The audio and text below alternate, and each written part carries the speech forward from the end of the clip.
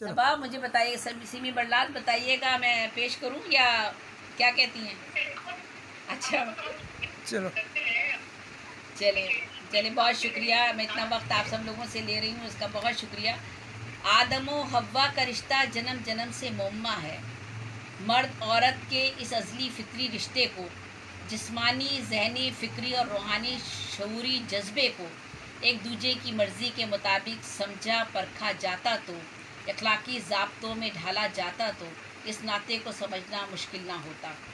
पर सदियों से इस ज़मीं पर बेजा ज़वाबित और तफरीकी रवैयों को औरत के लिए अक्सर अपनाया गया। औरत का रिश्ता सच और आफाकी होकर भी बाहिमी इजाज़त के असूलों पर न परखा गया। इस धरती पे औरत की मर्ज़ी को किसी ने अफजल न जाना कि वो भी एक इंसान है, न दिल से उसको माना। अपने जज्बों को अफशा करके वो भी पाकीज़ा कहला सकती है। जिस्म रूह और चाहत के जज्बों को पा सकती है। वो भी अपनी पसंद से अपना जीवन बिता सकती है।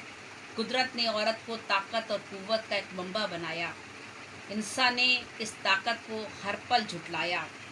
समूएल जॉनसन कहता है, एक जाहिल औरत मर्द से इल्म में बढ़कर है और पढ़ी लिखी तो आसमानी ताकत से बढ़तर है।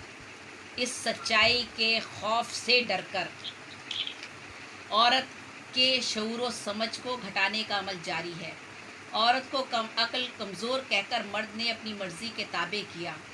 औरत को मर्द से कमतर रखने का अमल हर समाज में रवा रखा गया और इसी अमल से अपनी मर्ज़ी के ताबे किया। कहीं औरत को देवी देवताओं का रूप देकर उसकी अहमियत को पहले बढ़ाया गया, फिर उसकी निस्वानियत को पत्थर के देवी देवताओं पे मारा गया। कहीं देवदासी और दौलत की देवी लक्ष्मी, सरस्वती बुराई को मिटाने वाली काली देवी, कहीं देवपति की देवपत्नी और कृष्णा की महबूबा, और कहीं दरगाह देवी और राधा। रुको।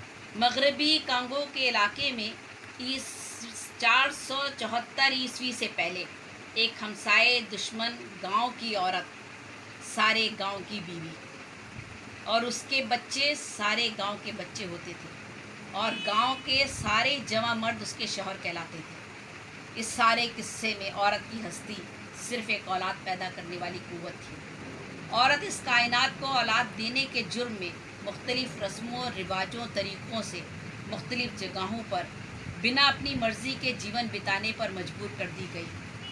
एक राजा ने सिर्फ अपनी मौत के खौफ से डरकर सारी उम्र अपनी बीवी से रिश्ता तोड़े रखा और औलाद की ख्वाहिश में अपनी बीवी को बेटा बख्श लेने का पैगाम दिया।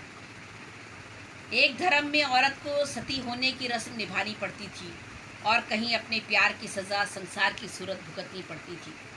हरियाणा में एक रस्म है कि शौहर की मौत पर पत्नी को अपने देवर या जेठ की चूड़ी पहननी पड़ती है। ये कपड़ा ओढ़ने की हामी बिना अपनी मर्ज़ी के भरनी पड़ती है। पंजाब के मैदानी इलाकों में औरत को चादर पानी की रस्म निभानी पड़ती है। केरला के ब्राह्मण समाज में, एक गांव है वहाँ का, ब्राह्मण समाज में एक औरत कई मर्दों को तोहफ़तन दे दी जाती है। इस रस्म के मुताबिक बड़ा बेटा जो सारी जायदाद का वारिस हो, सिर्फ वो शादी का हक रखता था और बाकी बेटे और मर्द सारे नायर तबके की औरत पर हक रखते थे।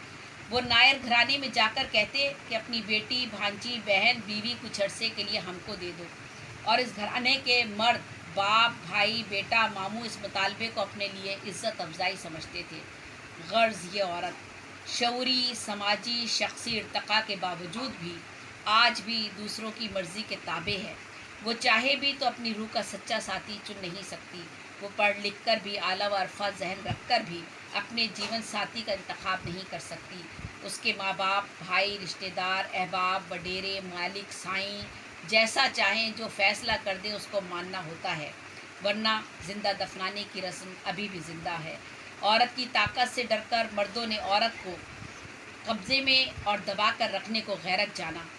उसकी ज़हनी, फ़िक्री, जिस्मानी, रूहानी ताकत से ही डरकर उसको मज़लूम, कमज़ोर, बेबस, मजबूर व महकूम बना कर रखा और उसकी ज़हनी ताकत को जिस्मानी कमज़ोरी के ताबे करके उसको ख़ुद से कमतर गर्दाना।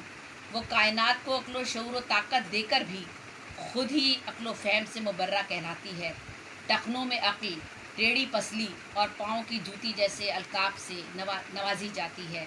आदम व हव्वा की तारीख़ इसी तल्ख़ हकीकत को अक्सर सामने लाती है, मगर शुक्र है खुदा का, मेरे मज़हब ने मुझको चादर चार दीवारी दे के फ़ख्र बख्शा, मुझे माँ का मर्तबा देकर मेरे कदमों तले जन्नत रख दी।